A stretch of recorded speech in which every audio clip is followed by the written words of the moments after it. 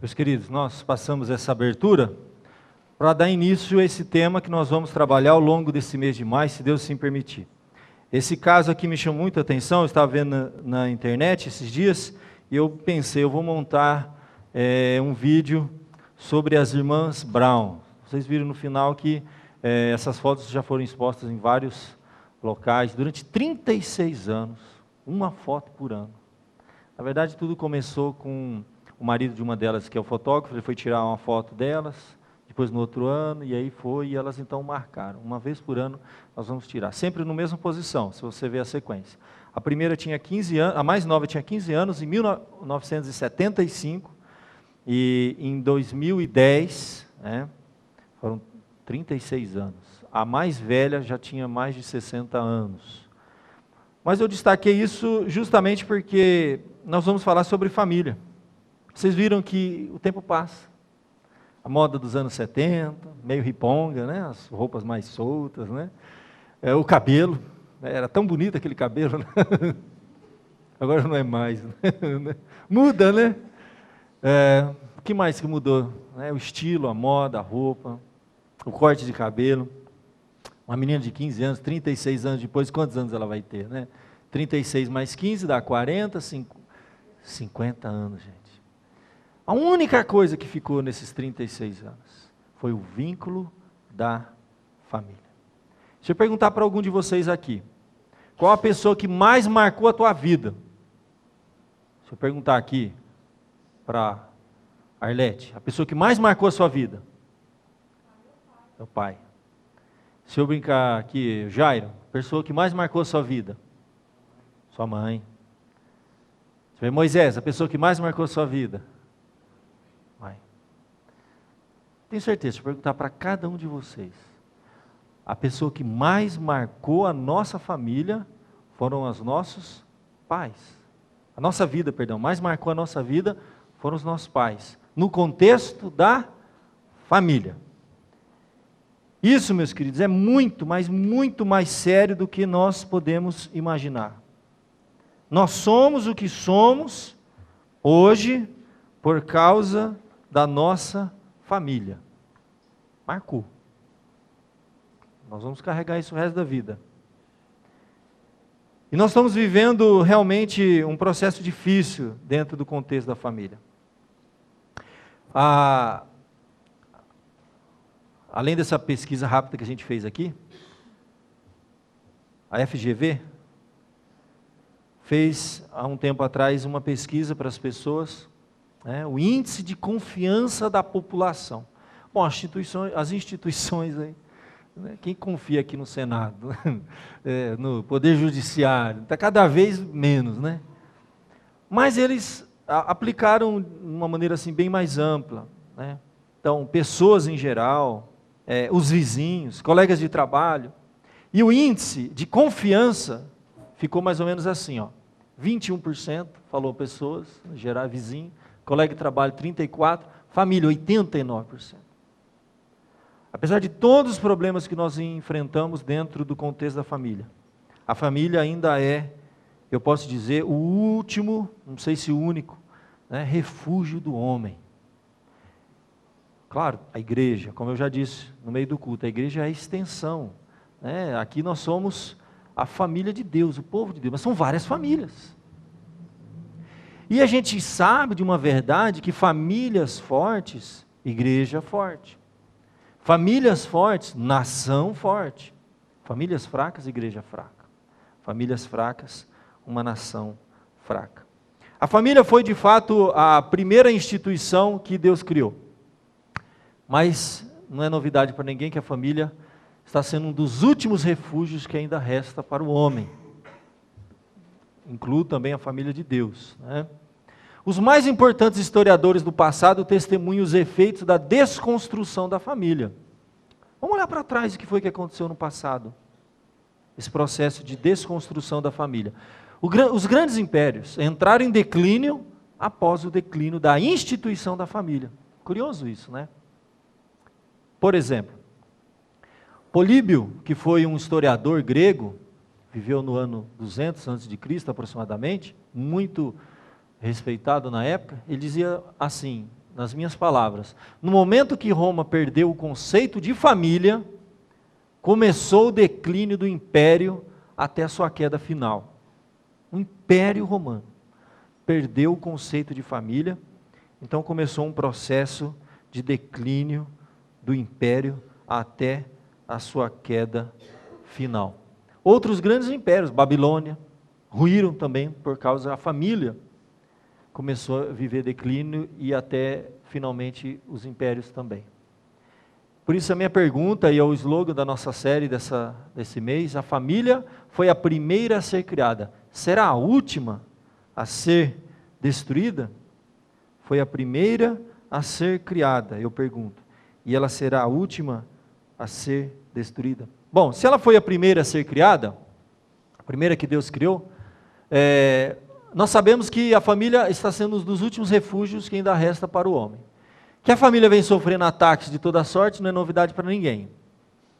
Você sabe dos problemas, todas as séries que eu fiz aqui ao longo desses 8 anos, nós destacamos aqueles problemas clássicos que toda família enfrenta, às vezes de maneira mais intensa, nós temos vivido, mas agora é diferente. Nós estamos vivendo uma das piores épocas para as famílias no Brasil, vou colocar assim.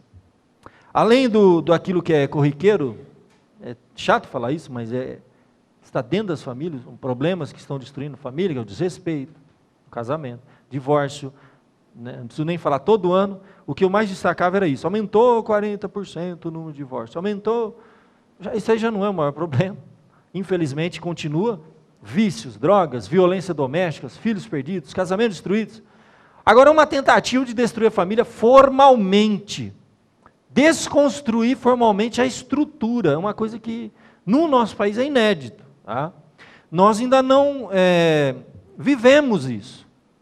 Nós não sabemos não experimentamos as consequências. Saber o que acontece numa família com uma pessoa que é dependente de algum vício grave, a gente sabe que a gente vive isso.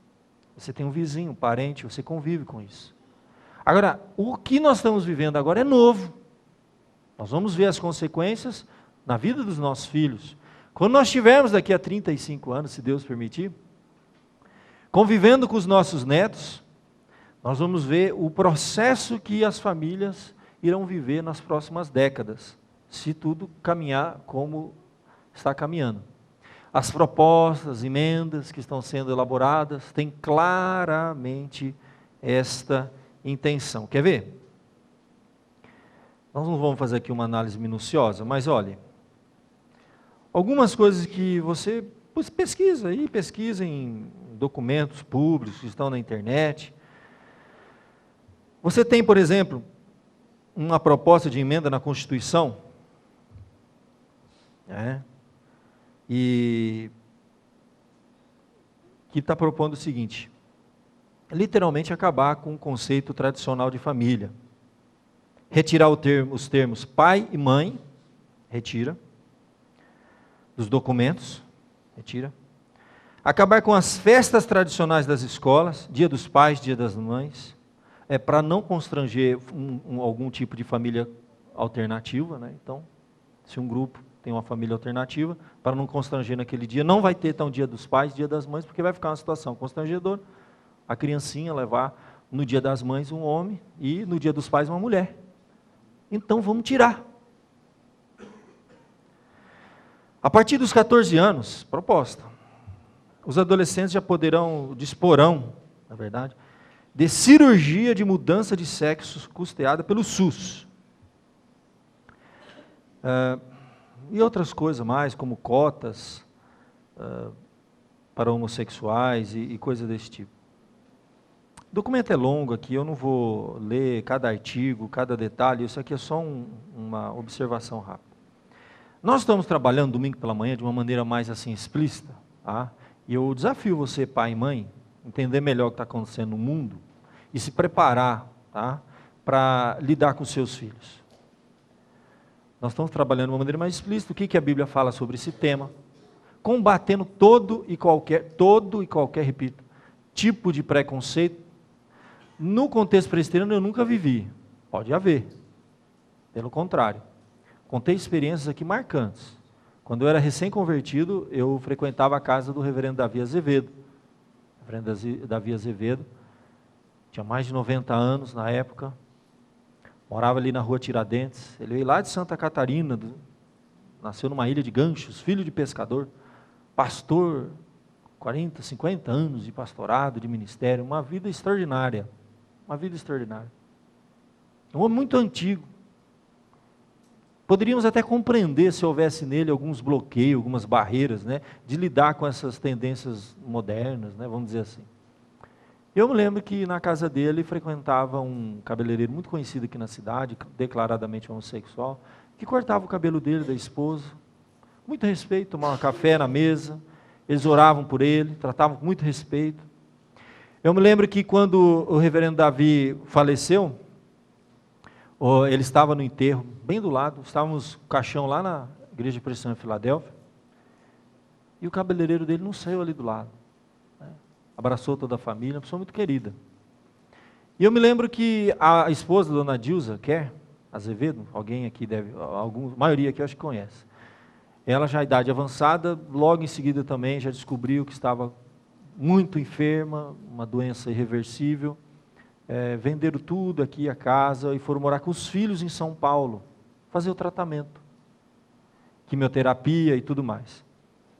O cabeleireiro dela aqui, esse homossexual declarado, tudo, pegou a malinha dele, com as tesourinhas, tudo certinho, pente, pegou um ônibus, foi até São Paulo, cortar pela última vez o cabelo dela. Ele chorava, e quando cortava o cabelo dela, ela chorava, o pouco cabelo que tinha, o tratamento estava derrubando. Logo após ela veio a falecer, eu estive no velório e ele estava lá presente. Então, no contexto presbiteriano, não sei, não é uma coisa comum, né? Um tipo de preconceito, de essa coisa. Pelo contrário, né? Nós estamos abertos, acolhemos, mas nós temos que ter a liberdade de expor a palavra de Deus, a liberdade de tratar desse assunto com tranquilidade. Mas o que nós estamos vivendo é um processo um pouquinho mais complicado, não tem nada a ver com essas pessoas, né, declaradas homossexuais, amigas das nossas famílias. Nós estamos vivendo uma dificuldade com os movimentos ativistas, que deveriam, claro, buscar os seus direitos, mas a coisa está indo um pouco além, gente, está indo um pouco além. Nós temos vivido um processo muito difícil dentro do contexto da família aqui no Brasil, muito articulado, tá? Ao longo dos domingos e principalmente de manhã nós vamos tratar melhor disso.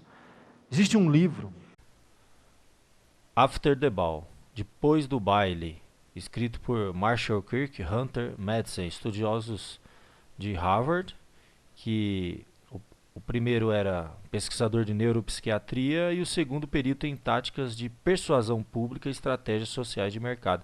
Escreveram, na verdade, um folheto que depois se transformou nesse livro, que se tornou um verdadeiro projeto para lançar no mercado a revolução cultural homossexual nos Estados Unidos. E hoje é usado amplamente em várias partes do mundo.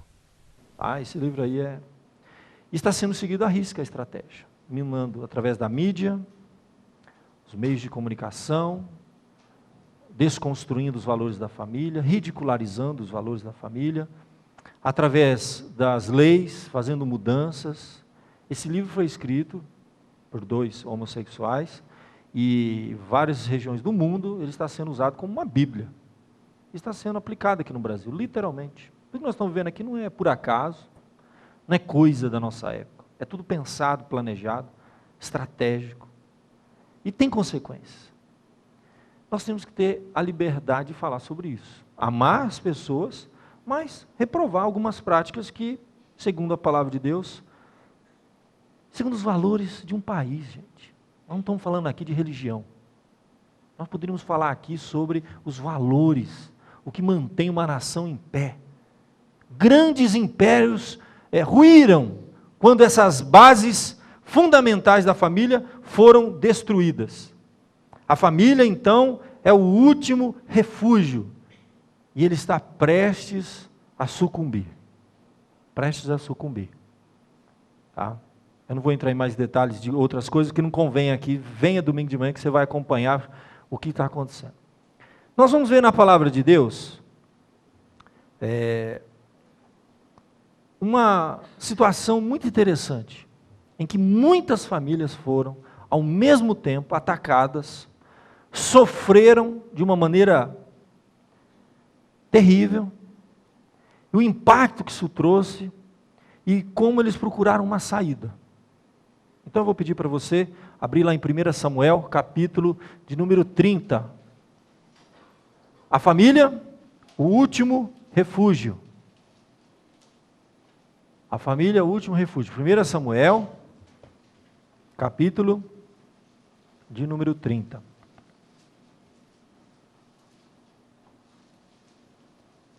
Pode deixar aberto. Nós vamos ler do verso 1 até o verso número 6, mas depois eu vou ler mais textos, na verdade o contexto todo para nós que interessa até o verso 20. Como hoje temos Santa Ceia.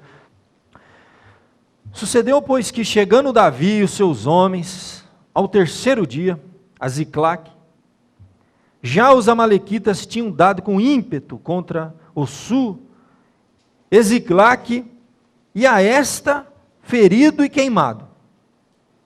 Tinham levado cativas as mulheres que lá se achavam. Porém a ninguém mataram, nem pequenos nem grandes. Tão somente os levaram consigo e foram seu caminho. Davi e os seus homens vieram à cidade e ei-la queimada. As suas mulheres, seus filhos e suas filhas eram levados cativos. Então Davi e o povo que se achava com ele ergueram a voz e choraram, até não terem mais forças para chorar. Também as duas mulheres de Davi foram levadas cativas, Ainoã, a jezreelita, e Abigail, a viúva de Nabal, o carmelita. Davi muito se angustiou, pois o povo falava de apedrejá-lo, porque todos estavam em amargura, cada um por causa de seus filhos e de suas filhas. Porém, Davi se reanimou no Senhor. Vamos orar? Ó Pai, obrigado, Senhor, por esse culto, louvor, adoração. O Senhor está presente em espírito, em verdade, e oferecemos esse culto, Senhor. Nosso culto aqui é inclusivo, ó Pai. Nós não queremos que ninguém seja excluído essa noite, Senhor. Que a Tua palavra faça sentido ao coração de cada um aqui, Senhor. Que Teu Espírito fale ao nosso coração, desvenda os nossos olhos e nos mostre, ó Pai querido, as verdades aqui, Senhor, nos dando esperança, ó Pai. Diante de tempos tão difíceis para as famílias, Senhor. Tenha misericórdia, ó Pai. São tantos problemas internos, como se não bastasse, ó Pai. Agora nós temos, ó Pai, fora das quatro paredes, problemas que estão entrando e irão entrar dentro das famílias, Senhor. Trazendo consequências, algumas, quem sabe, irreversíveis. Pedimos a Tua direção, a Tua bênção, que à luz, ó Pai, desse texto, da experiência de Davi, daquele grupo, ó Pai, possamos renovar, Senhor, nos reanimar no Senhor, para poder lutar em prol da família, das nossas famílias, Senhor. Com fé, com esperança, ó Pai. Tenha misericórdia, ó Deus, de cada família aqui presente, mas eu sei, ó Pai, que as famílias têm lutas, têm problemas, Senhor. E precisamos, carecemos, Senhor, necessitamos totalmente, Senhor, da Tua misericórdia, da Tua graça. Alguns casos que nós não vemos mais solução, Senhor. Não há mais o que fazer, Senhor. É o que eu te imploro em nome de Jesus. Amém. Meus queridos, como eu disse, a família é o nosso refúgio. Interessante que a palavra casa, usada na Bíblia, especialmente no Antigo Testamento, refúgio. É essa a expressão usada. A ideia que nós temos, que nós saímos, quer seja os filhos para estudar, a mãe, que hoje mãe, são poucas que podem ficar em casa. Sai para trabalhar, para estudar, para fazer alguma coisa. Está envolvida de alguma maneira. Os pais, todos saem.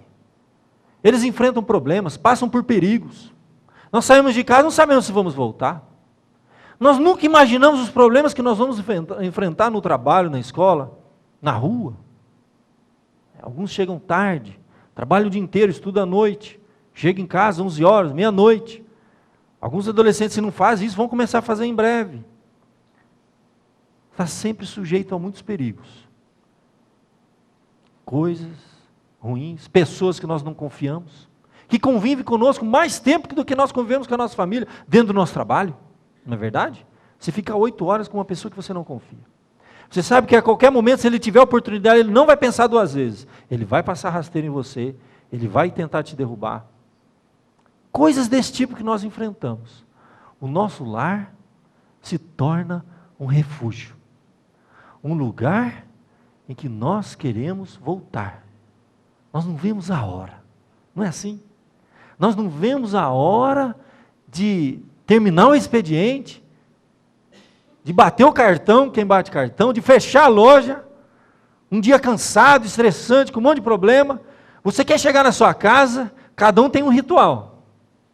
Alguns chegam, vão brincar com o cachorro, nem vai ver a mulher, ô louco, tem que ir lá dar um oi para a mulher. Estou brincando. Vai molhar a grama, outros vão tomar um banho, cada um tem uma prática. Vai dar um beijo nos filhos, quer coisa assim mais gratificante, mais alegre do que um pai voltar para casa e as crianças, né? Eu tenho filho que é adolescente agora, né? Adolescente já não é tanto, sabe? Ele já tem um pouco mais de vergonha de ir lá abraçar, beijar. Não, ele beija, né? Quando é menorzinho, gente, quando ele ouve o barulho do carro chegando, a porta batendo, ele vem correndo, não é assim, gente? É. E abraça o pai, tem coisa melhor, é o refúgio. A gente esquece de tudo que aconteceu naquele dia. A gente nós renovamos as nossas forças. Tomamos um banho, aquela sopa, esses dias de frio, né? Gostoso tomar uma sopa quente. Um vinhozinho de vez em quando não faz mal não, viu? Aquele vinhozinho daquela relaxada, vai dormir, coisa boa. Beija nos filhos, ora com eles. Você está pronto para outra. Venha o que vier. No final do dia eu tenho aonde me refugiar. Agora me diz uma coisa, meu querido. Quando você está lá enfrentando os problemas do seu trabalho, e você sabe que você vai entrar no seu carro, pegar sua locomoção, seja o que for, e você vai chegar em casa, e você vai ter mais problema lá do que você teve o dia inteiro. Impossível. Como que nós vamos aguentar? Como que nós vamos suportar isso? Que família que sobrevive a isso? O pior lugar se tornou o lar. O lugar de maiores enfrentamentos, de maiores lutas, de maiores brigas, de mágoas, de problemas que não têm fim. Não é à toa que reinos, impérios caíram depois que a família entrou em declínio. Porque é ali que a pessoa se renova, diariamente, e na presença de Deus, com a família. Então, meus queridos, nós temos um caso clássico aqui. A Bíblia nos fala que Davi estava muito angustiado. E todos estavam em amargura.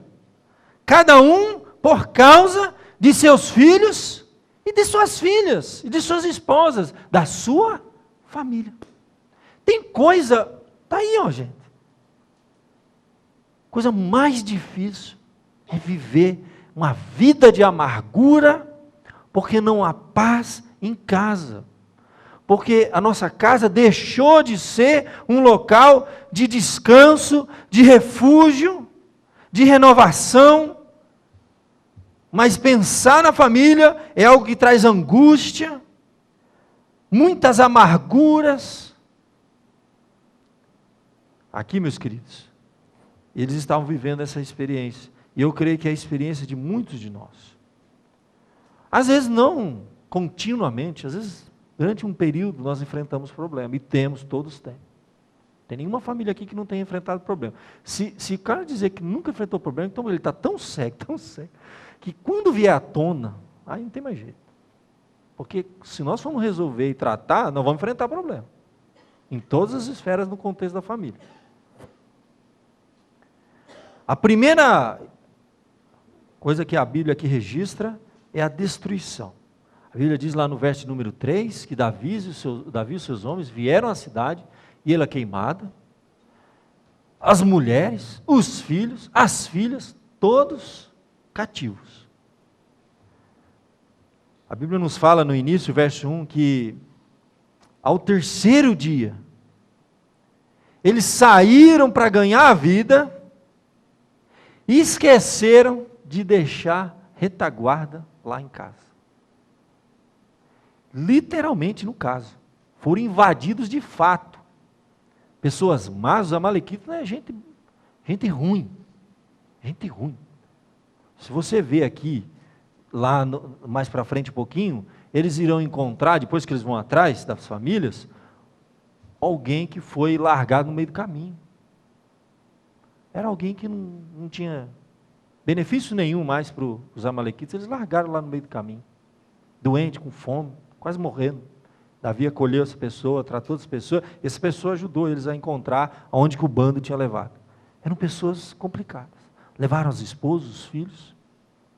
Não havia esperança. O choque. O terceiro dia. Às vezes tem problemas, meus queridos, que entram nas nossas casas e nós não percebemos. Nós estamos tão preocupados, eles saíram para batalhar pela vida, mas esqueceram de cuidar, de acompanhar, de proteger, de reguardar, de trazer algum tipo de proteção para a sua família. E foi o choque. Quando eles chegaram, a cidade estava destruída, queimada. Quem assistiu aquele filme O Gladiador? Gladiator, né? Assistiram aqui o Gladiador? Quando ele chega desesperado, correndo, porque ele sabia, queria voltar para casa. E quando ele estava na guerra, ele só pensava na casa dele. Ele só pensava no conforto da família, da esposa, dos filhos. E quando ele vê de longe aquela fumaça. Era o que acontecia naquela época, né? Era um sinal. Cidade queimada, fumaça. Sinais de que alguma coisa não está boa. E ele começa a correr desesperadamente. E quem assistiu o filme sabe quando ele entra, atravessa as muralhas, né, o que havia acontecido lá dentro. Nós temos que estar atentos aos sinais. A cidade foi queimada, fumaça de longe. Aos sinais que a nossa família está passando por um processo de desconstrução, de destruição. Estar atento, cuidar, ver quais são os problemas, enfrentar os problemas, tratar das questões com os filhos, tratar das questões da esposa. E a Bíblia é muito clara. Ela chega a dizer para a gente não deixar para amanhã. Não se ponha, por exemplo, o sol sobre a ira. Alguns problemas nós temos que esperar a coisa acalmar, para ir lá resolver. Mas outros problemas não, gente. Há problemas que já passou muito tempo. Pode ser que seja tarde demais. Mas sempre há esperança. Nós temos que ver os sinais. O que está acontecendo com nossos casamentos. Com a esposa, com o marido. Há quanto tempo o marido não leva a esposa para passear? Só a esposa, sem a sogra, o sogro, o cachorro, a vizinha, a galinha. É? Só a esposa. Quanto tempo? Quanto tempo que a esposa não prepara uma coisa especial para o marido? Está vendo atrito? É sinal de que alguma coisa não está indo bem. Tem que resolver. E os filhos? Como andam os filhos? Voltando à questão da esposa, a gente só pensa nessa parte, orar. Vou perguntar a vocês aqui, homens e mulheres, quanto tempo que o marido não senta com a mulher para orar? Prepara um café. Vamos orar. Não, mas não tem nenhum grande motivo para orar. Não temos, sempre tem muitos motivos para orar. Orar pelos filhos. Orar pelo casamento. Orar pelos desafios que nós temos. Quanto tempo que você não senta com a sua esposa para ler a Bíblia? Para falar das coisas de Deus lá dentro da sua casa. Para atrair as bênçãos de Deus lá para dentro de casa. Dialogar, comunicar. Abrir o coração. É nessa hora que tem que abrir o coração. Porque a gente, não sei, o homem tem um problema, né? O homem só abre o coração. A hora que o fogo está lá no alto, aí ele solta tudo. A mulher quer comunicar, a mulher quer sempre se comunicar, e o homem não quer, está sendo culpado. Mas a hora que o negócio estoura, aí ele conta tudo. Não, isso aqui é por causa disso, diz a sua culpa, que é o filho, já abre tudo. Não, pior. Melhor hora para abrir coração, meu irmão. Prepara um café, traz aquele negócio que ela gosta, entendeu? Senta com ela, conversa, abre a Bíblia, ora, aí se abre o coração. É bênção, gente. Um ambiente de bênção. Deus está presente ali, ó, ele vai tratar do coração. E os filhos, gente? Será que nós estamos sentindo? Muitos de nós aqui temos filhos que já não frequentam mais a igreja. Será que não? Se você parar e fizer uma recapitulação lá atrás, alguns anos, você não viu uma fumacinha subindo assim, um sinal de que estava esfriando o coraçãozinho dele? Quantas vezes na semana você vai orar com seu filho antes dele dormir? Seu filho começa a entrar na infância já, tem que começar lá desde cedo. A gente falha. Eu no meu primeiro filho, depois eu olhei, olha como a gente percebe as falhas, né? Eu tinha umas 3, 4 Bíblias infantis, desde os 6 meses, 1 ano, fui comprando. Um dia desse eu olhei em casa, cadê? Não tem uma Bíblia infantil para o meu segundo filho? Olha. Fui lá, comprei uma Bíblia infantil. Bíblia que tem desenhos. Está sendo uma alegria. Eu não estava percebendo. A gente não percebe. O ritmo da vida é uma loucura. Nós vivemos uma roda viva. Eu não estava percebendo. Minha esposa abriu meus olhos e falou, é verdade. Coisa mais deliciosa agora. Ele não vê a hora, ele não dorme. Espera. Deito na cama, abro a Bíblia, conto uma história, faço uma oração. Já está dormindo já. O que ele queria não era nem isso. Queria estar junto. Eles querem estar junto com a gente. O filho entrou na adolescência, é complicado, eu sei. Ele tem os amiguinhos, ele tem os contatos. Deixa eu contar uma coisa para você. Eu estou me redescobrindo jovem de novo, né? Saí para comer um lanche dentro do carro, ouvindo uma música bacana. Tum, tum, né? Eu nunca imaginava que ia fazer isso na vida. Né? Seu filho é adolescente, você tem que entrar na dele, filho. Calma, devagar, você não vai num baile funk com ele, não é isso. Né? Você tem que entrar na dele. Está sendo uma delícia. Você tem que escolher um dia da semana que é para aquele filho. É sagrado, põe na agenda. Ah, mas se ligarem, não atende. Tem gente que me liga, eu não atendo. Né? Sagrado. Sagrado. Entendeu? Aquele dia, aquela hora é dele. Já sabe, ele está chegando. Sai, come um lanchinho, divide. Não precisa gastar muito não, divide o lanche, meio a meio. O negócio não é comer, nem sair, nem gastar. Dentro do carro. Vai numa dessas casas de lanche que tem, que você fica dentro do carro comendo lanche. Que coisa mais barata do mundo. Você não paga 10%, você não paga nada. Vai no cinema com seu filho. Há quanto tempo um pai aqui não pega o filho ou a filha e vai no cinema? Diz para mim, quanto tempo?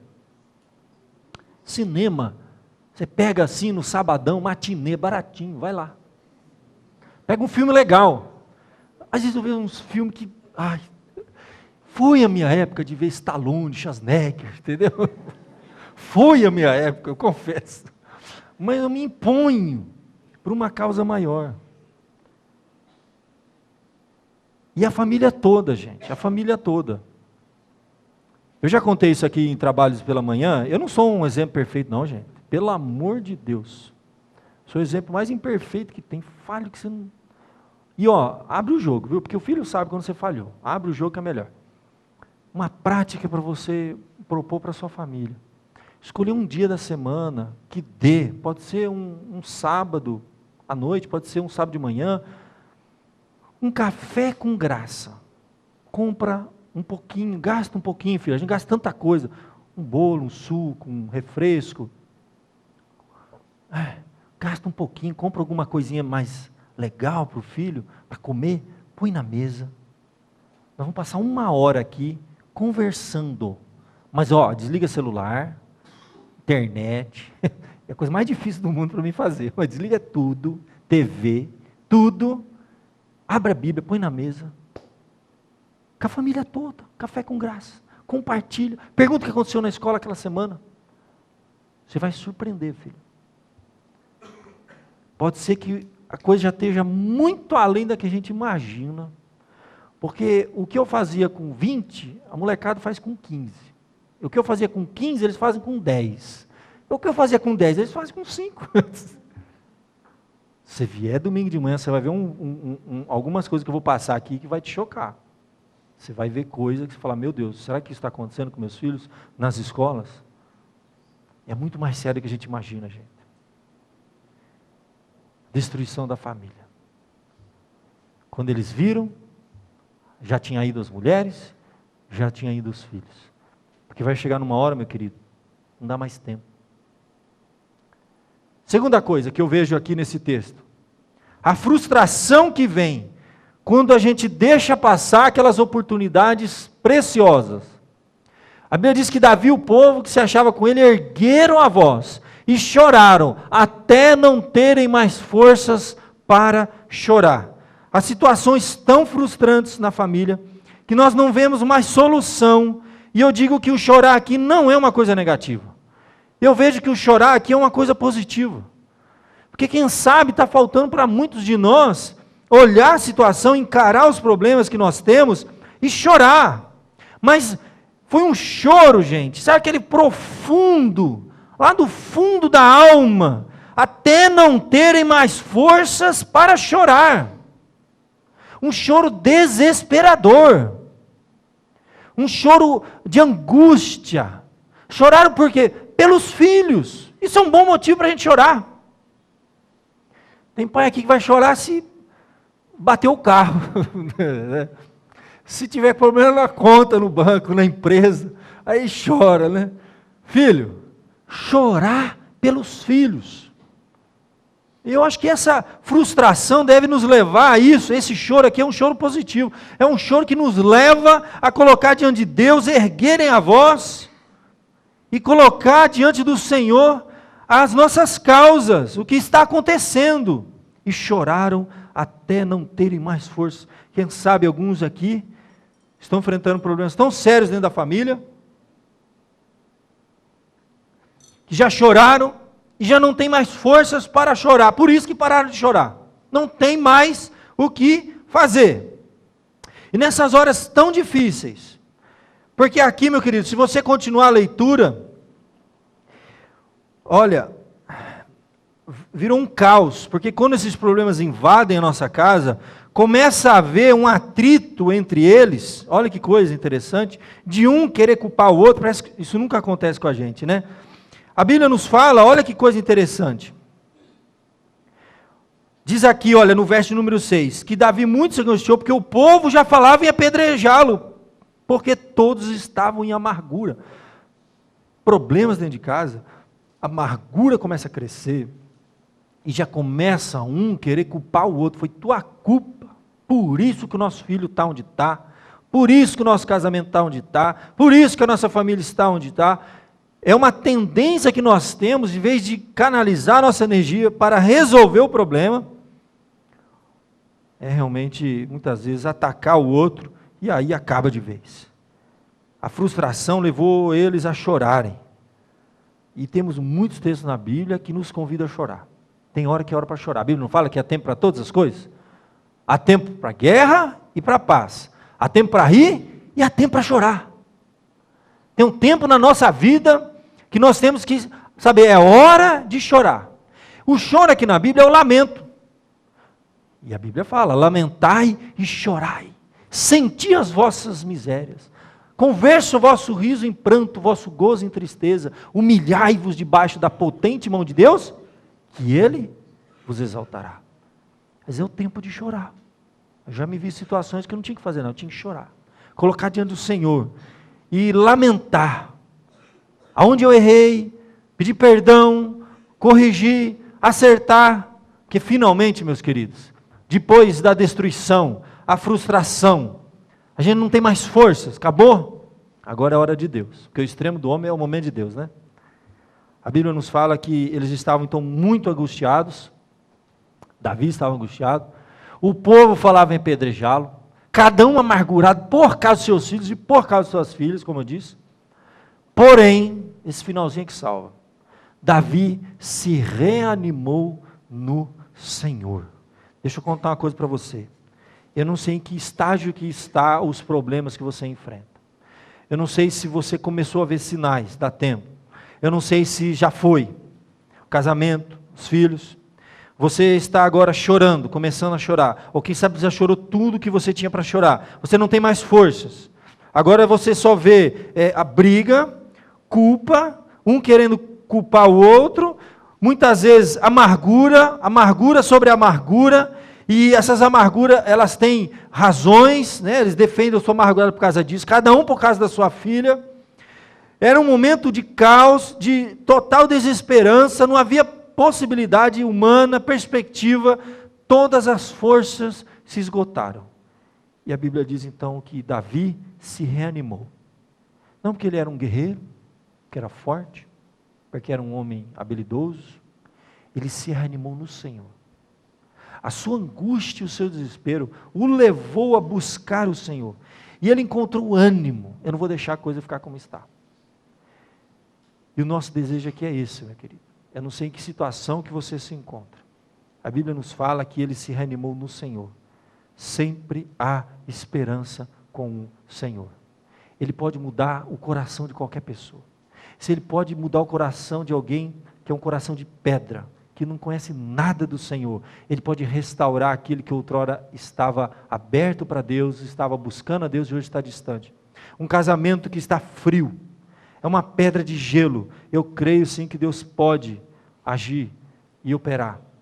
Mas quando nós nos reanimamos no Senhor, nós devemos então, nessa força que vem do Senhor, contra ânimo, para quê? Para buscar e para lutar por uma solução. Olha que o texto diz, do verso 7 em diante, ele foi então atrás do sacerdote, ele foi consultar Deus, ele foi pedir orientação de Deus, o que fazer para restaurar, para resgatar a família. E ele então teve orientação, ele reuniu então, agora abençoado por Deus, com orientação de Deus, com força que Deus lhe deu, ele porém, e 400 homens começaram uma perseguição e lutaram para reconquistar a família. Nós precisamos lutar, dá trabalho. E olha que daqueles 400 e pouco, lá no verso de número 10, a Bíblia diz que 200 não aguentaram, ficaram para trás porque não podiam, de tão cansados que estavam. Então olha só, são coisas que não se resolvem do dia para a noite não, porque não houve um trabalho preventivo. Agora é correr atrás de prejuízo. Mas é possível, podemos ter esperança. Pense que metade não aguentou. Se você tiver no seu coração esse desejo de lutar para reconquistar a sua família, para restaurar o filho, para restaurar o casamento, saiba que você vai ter muito trabalho. Vai exigir esforço, sim. Mas sempre começa se reanimando no Senhor. Não é na sua força, nas suas ideias, não, buscando no Senhor. E aí então do verso 11, vai mostrar toda a estratégia que eles tiveram. E aí finalmente lá no verso 16, eles desceram, viram os inimigos espalhados por sobre a região, comendo, bebendo, fazendo a festa por causa do grande despojo. E é isso que está acontecendo. O inimigo está sapateando na família. E feliz da vida porque o filho está nas drogas, feliz da vida porque o casamento está no ralo, feliz da vida porque a família está se destruindo. E lá o texto diz que eles estavam comendo, bebendo e fazendo festa. Percebe o contraste? Enquanto você tem um grupo, entendeu? Que está chorando pela família, tem um grupo que está celebrando a destruição da família. E é essa a nossa luta, gente. O curso natural das coisas é esse. A família ir para o ralo e muita gente celebrar e festejar. Que a sua família está indo para o ralo. Que o seu filho está indo para o ralo. Tem gente tirando proveito disso. Tem gente que vai tirar proveito quando você quebrar. Tem gente que vai tirar proveito quando o seu casamento acabar. Tem gente que vai tirar proveito quando o seu filho for comprar alguma coisa por aí, droga. Sempre vai ter gente celebrando. Veja bem, celebrando o quê? A destruição da família. Tirando lucro disso. Esse é o sistema, gente. Você acha que a mídia está preocupada com a tua família? Você acha que quem escreve uma novela, você acha que quem faz uma propaganda, quem põe um outdoor lá para sua criancinha beber, a ver pornografia, porque já começa de beber, né? Está preocupado com a tua família? Ele quer ganhar dinheiro e vai celebrar no final. É isso que nós estamos vendo. Comendo, bebendo e fazendo festa. Mas eles não desanimaram. A Bíblia diz no verso 17 que eles agiram com ímpeto também, feriu-os, desde o crepúsculo vespertino até a tarde do dia seguinte. Do dia seguinte. Dá trabalho, gente. Dá trabalho. Resgatar e restaurar uma família dá muito trabalho. Lembra que a família é uma empresa, num certo sentido. Se você não cuidar, ela quebra. E depois, filho, dá mais trabalho ainda. Porque geralmente quando a empresa quebra, o que a gente faz? Liquida. Liquida. Fecha. Você fecha, você vai lá no contador, fala, o que eu tenho que fazer para fechar minha empresa? Dá um trabalho. Mas às vezes é melhor, dá mais trabalho restaurar. Só que família, querido, nesse sentido, não é uma empresa. Família é família. É tudo que temos. É o nosso refúgio. É gente da nossa carne, do nosso sangue. É filho nosso, saiu do ventre da nossa esposa, da nossa mãe. Nós não vamos liquidar. Liquidar, a gente liquida um empreendimento lá fora. É tudo que nós temos, é o lugar do nosso refúgio. Nós temos e podemos, com a graça de Deus, que lutar para resgatar, restaurar, e vai dar trabalho sim, vai dar muito trabalho, vai custar caro sim, mas com o Senhor sempre há esperança. Eles terminam o verso 18, gente, Davi salvou tudo quanto haviam tomado os amalequitas, salvou as 2 mulheres, não lhe faltou coisa alguma, nem pequena, nem grande, nem os filhos, nem as filhas, nem o despojo, nada do que lhes haviam tomado. Tudo Davi tornou a trazer. Então, meu querido, eu sei que tem muitas famílias com problemas que, humanamente falando, são insolúveis. Você não vê solução. Você não tem força. Você já jogou a toalha. Mas você vai lá, pega essa toalha e não joga não. Eu não sei que situação que está a sua família. É uma pergunta que você tem que fazer para você mesmo. Onde estão meus filhos? Onde está minha esposa? Onde está a minha casa? Que rumo que ela está tomando? De destruição, de frustração, já não tem mais força? Em que situação que sua família está vivendo? Saiba que independente da situação difícil que a família esteja vivendo, com o Senhor sempre há esperança. Faça como Davi aqui, meu querido. Reanime-se no Senhor. E lute, meu irmão, em oração. Ele foi buscar Deus. Começa com oração. Ore pelo seu filho, ore pela sua esposa, pelos seus filhos, pela sua casa e pela sua família. E se prepara, que a luta é grande, filho. Tem muita gente querendo destruir a nossa família, as nossas famílias. É um lucro muito grande que está dando a destruição da família. Sabe que são bilhões e bilhões. Né? A indústria do crime, das drogas, da pornografia, gente. São bilhões. Eu tenho assistido vídeos que falam sobre o estrago que isso tem feito. É uma coisa impressionante. Com entrevistas com pessoas estupradores, estão presos, né? Alguns prisão perpétua. E eles vão descrever como foi o processo de perversão que eles viveram. Dirigidos por uma indústria que ganhou muito dinheiro com isso. Tem gente trabalhando por trás e comendo, bebendo e fazendo festa à custa da destruição dos nossos filhos e da nossa família. Então, meu querido, vamos fechar os nossos olhos. Enquanto nós oramos, nós vamos nos preparar para encerrar cantando um cântico aqui, essa primeira parte. E eu quero orar por você, pela sua família, e você ore pelos seus filhos, pela sua esposa, pela sua casa, pelo seu casamento, por aquilo que tem sido realmente motivo de amargura, de frustração na sua vida. Nós queremos que a nossa casa seja motivo de alegria. Eu quero que quando terminar o dia, eu não vejo a hora de chegar em casa, abraçar minha esposa, meus filhos, né? E que não seja outra coisa que esteja no seu coração. Se você tem um filho que está se afastando, ainda há tempo. Se tem um casamento que está indo, ainda há tempo. Vamos orar.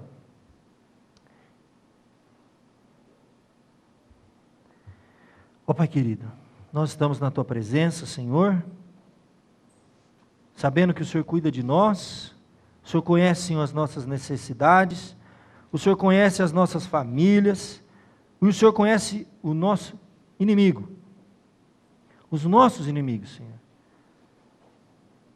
Aqueles que querem destruir os lares, aqueles que ganham dinheiro para isso, Senhor, que têm lucro com isso, Senhor, que estão agora comendo, bebendo, Senhor, à custa, quem sabe de um filho, ó Pai, que está preso, escravo, Senhor, de um vício. Tem gente comendo e bebendo e festejando por isso, ó Pai. Mas a Tua palavra nos fala que maior é o que está em nós do que o que está com eles, Senhor. E se Deus é por nós, quem será contra nós? Ó Deus, se tem alguma família aqui que não vê mais solução, Senhor, ó Pai, eu clamo em nome de Jesus. Possamos nos reanimar no Senhor, ó Pai, e lutar com força, com ânimo, Senhor, para restaurar, para resgatar os filhos que foram levados cativos, ó Pai, resgatar o casamento que está um caco, restaurar a família, Senhor. Ó Deus, eu te imploro, ó Pai, no nome de Jesus Cristo, se tem alguém aqui que já desistiu, Senhor, que ele não saia daqui derrotado, ó Pai, mas que ele saia daqui com esperança, Senhor, de que dias melhores virão, de que o Senhor é o Todo-Poderoso, que o Senhor pode mudar qualquer coração, qualquer vida, qualquer alma, Senhor. O Senhor pode restaurar qualquer situação. Não nos deixe perder a esperança, e não nos deixe desistir, Senhor, do nosso último refúgio, ó Pai, aqui na terra, a família, Senhor, e especialmente a família de Deus, o Teu povo. É em nome de Jesus que eu oro, Senhor, por aquele filho que está afastado, por aquele casamento que está quebrado. É em nome de Jesus, porque eu creio que Tu podes, ó Pai. Dê sabedoria, dê força, dê ânimo, Senhor, para que possamos vencer e pagar o preço que for necessário, Senhor. Pagamos um preço tão alto para ganhar, para conquistar, para ter sucesso na vida, para, ó Deus, prosperar, Senhor.